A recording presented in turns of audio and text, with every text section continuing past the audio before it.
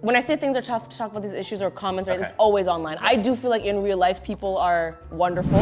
The issue with online is that you're incentivized to take things out of context, you're incentivized to trend, and you're incentivized to have an opinion that's loud, even if it's misinformed. My interest has always been piqued around gender issues in general. I've always found them really fascinating, what people are not able to do, what they are able to do, all of that stuff. How hard it is to be, and it's getting more and more difficult to have these conversations, I think. And you know, where if you say anything, people feel like, oh gosh, that could be taken the wrong way. Do you feel like that is true? Has it gotten harder to discuss this stuff? Absolutely. And I do online or IRL, anywhere? No, online.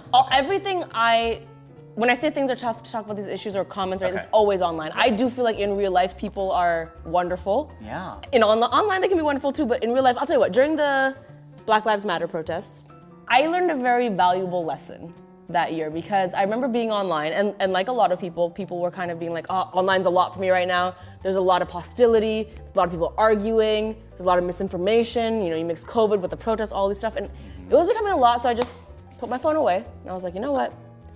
Going to a protest in real life. Wow. And I went to a protest in real life, and it was one of the most beautiful things I've ever seen. People that were all standing for a common cause. Right. Educating each other through conversation, being patient with each other, standing next to someone they otherwise would not see eye to eye on and standing for this common cause. And I remember thinking in that moment, social media is just not real life. It's truly not. All the discussions that happen on there are important and valid, but they're not conversations. They're just opinions and statements. Because a conversation is that I'm listening, I'm learning, I'm receiving, I'm giving. That's a conversation, right? The issue with online is that you're incentivized to take things out of context, you're incentivized to trend, and you're incentivized to have an opinion that's loud, even if it's misinformed.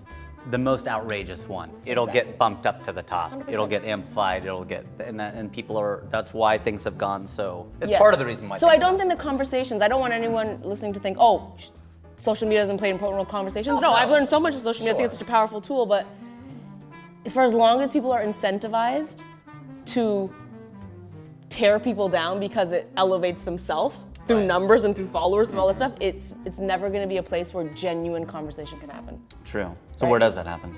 Right here. Right here. On your podcast.